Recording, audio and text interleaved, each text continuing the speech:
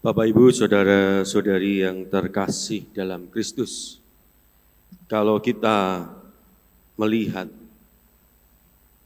orang yang sedang jatuh cinta itu sungguh terlihat membahagiakan. Ya kan? Apalagi yang muda-muda ini yang sedang jatuh cinta ini. Dunia serasa milik berdua, yang lainnya kontrak. Maka kalau orang sedang jatuh cinta itu serasa tidak mau dipisahkan, pengennya dekat terus. Betul tidak? Betul ya? Dulu jenengan juga begitu nggih? Sekarang?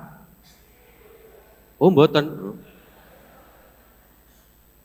Ya kalau dulu waktu masih jatuh cinta gitu ya, jemput jam 7, siap jam 6. Sekarang jemput jam 7. Kalau berangkat jam 10 ya sih lumayan kalau numpak Grab ya. Ya kan? Ini yang terjadi. Kalau orang jatuh cinta itu pasti ingin dekat selalu. Enggak mau dipisahkan. Baru ketemu terus telepon, "Wah, aku kangen." Bilang, baru ketemu loh kok iso kangen iki secaranya. Tapi itu tanda bahwa orang itu sungguh-sungguh cinta. Tidak mau terpisahkan, tidak mau lama-lama berpisah, ingin senantiasa bertemu dan berjumpa. Kalau sekarang kita tanya ke dalam diri kita masing-masing, di hadapan Tuhan, apakah kita juga mencintainya? Apakah kita juga mencintai Tuhan? Pertanyaan ini yang harusnya kita refleksikan dalam hidup kita sehari-hari. Kenapa? Kalau kita benar-benar mencintai Tuhan, maka kita senantiasa dalam hidup ini berusaha untuk senantiasa mencari Tuhan. Mari kita lihat ke dalam diri kita. Apakah kita dalam hidup kita sehari-hari berusaha untuk menemukan Tuhan, mencari Tuhan, dan tidak ingin jauh-jauh dari Tuhan. Ini yang harusnya kita renungkan, ini yang harusnya kita tanyakan ke dalam diri kita masing-masing. Kalau Tuhan senantiasa ingin dekat dengan kita, maka dalam bacaan pertama tadi digambarkan bagaimana Tuhan senantiasa mencari domba-domba dan mengembalakan mereka. Kita sebagai murid-muridnya, apakah juga senantiasa mencintai Dia yang terlebih dahulu mencintai kita?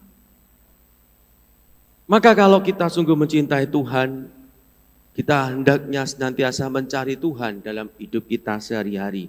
Melalui karya pelayanan kita, melalui perjumpaan-perjumpaan kita berusaha mencari Tuhan. Bagaimana caranya?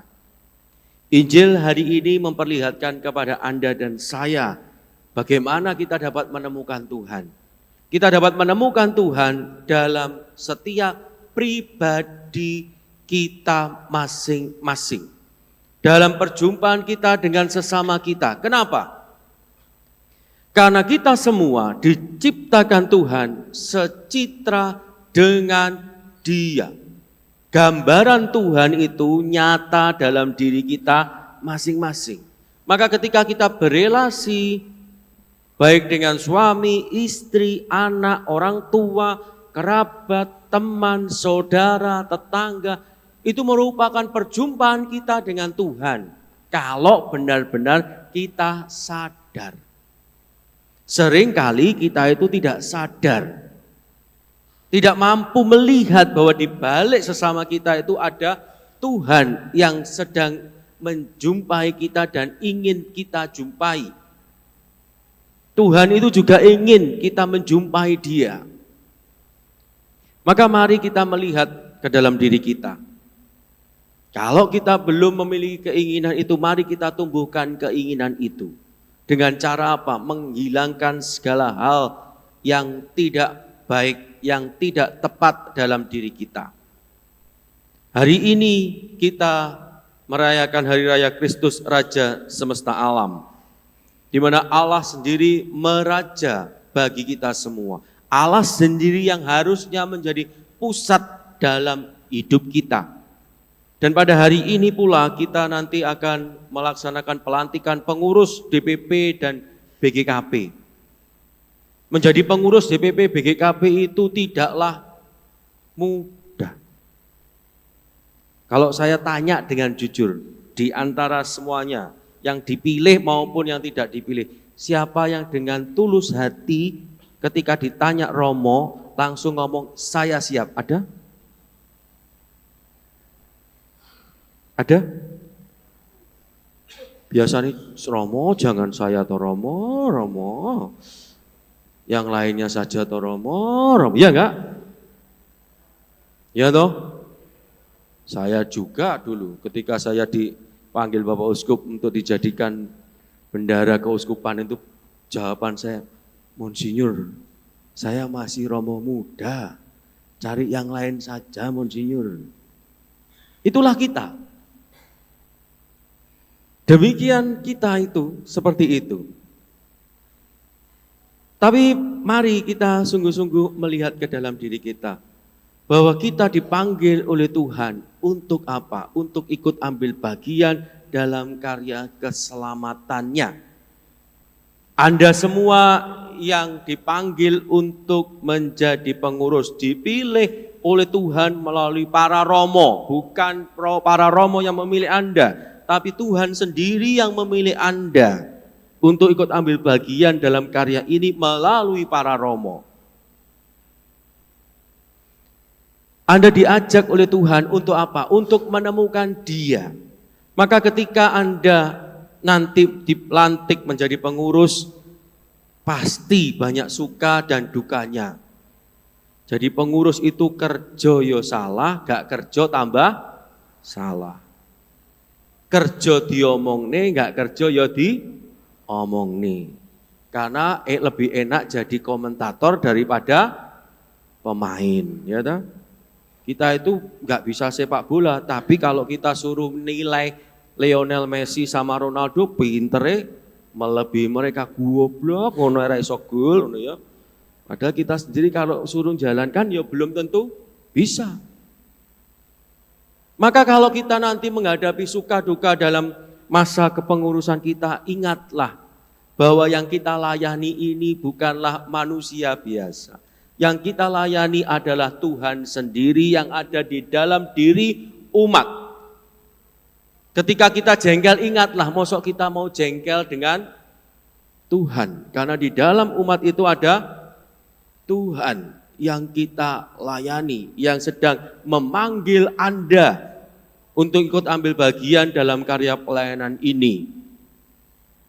Maka satukan sendiri apa yang menjadi suka duka kita dengan apa yang dialami oleh Tuhan kita Yesus Kristus. Saya selalu mengatakan dan merefleksikan, Tuhan itu ibarat sang pemilik segalanya. Kalau dalam perusahaan, dia pemilik perusahaan itu. Tapi dia mengambil rupa hamba, mengambil bagian seperti tukang sapu. Sama tukang sapu, sesama tukang sapu, pemilik yang pura-pura jadi tukang sapu ini malah suruh mecat. Boleh kurang ajar. Tapi yang dia lakukan, ya ngikut, ya sudah dipecat, ya keluar. Inilah yang terjadi. Maka ingatlah kalau kita mengalami suka duka dalam karya pelayanan, Tuhan terlebih dahulu mengalami itu.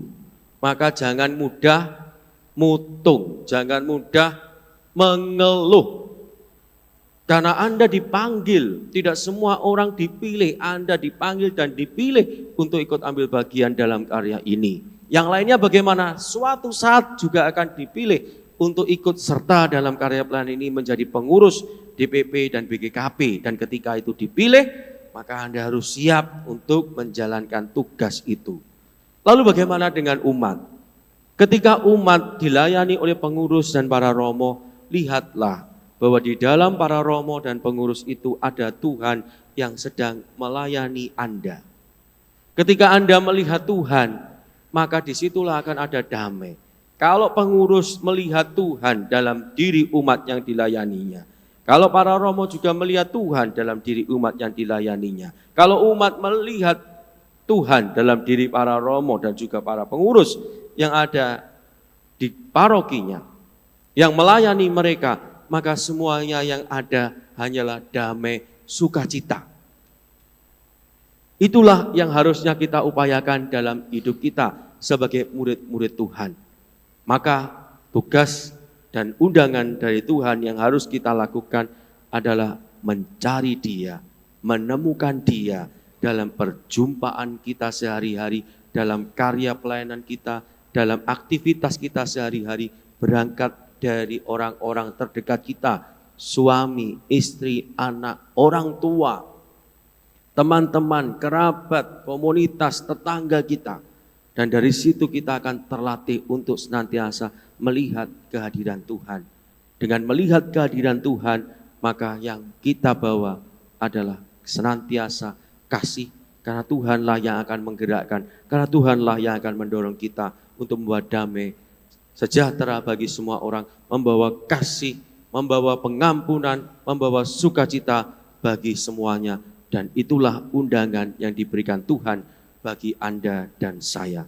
Semoga kita semakin hari semakin dimampukan untuk menanggapi Tuhan dan mencari Tuhan dalam hidup kita sehari-hari sebagai wujud cinta kita kepada Tuhan yang telah mencintai kita terlebih dahulu. Berkat Allah melimpah dalam kehidupan kita.